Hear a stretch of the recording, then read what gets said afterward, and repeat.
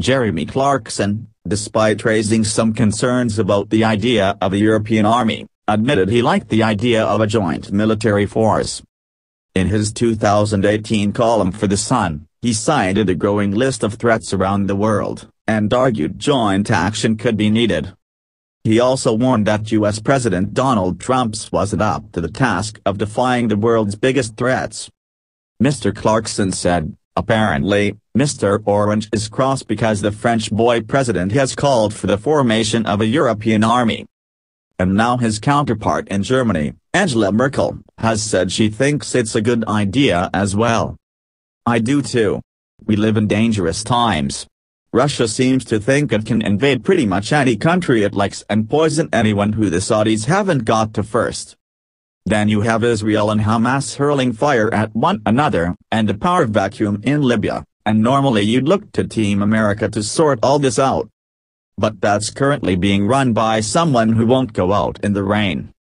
The Grand Tour star said sensible Europe is better equipped to fulfill a protective role, noting its giant population of 300 million and suggesting a military force could keep everything vaguely pointed in the right direction.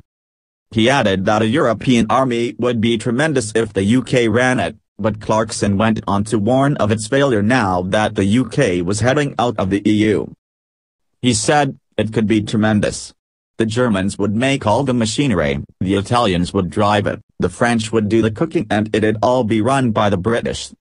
Sadly, however, the British will not be involved, so we'd end up with the French running everything, the Germans doing the cooking and the Italians making the machinery." Clarkson was famously skeptical of how successful Brexit could be, warning in a 2019 interview with the Daily Beast that the EU will punish us.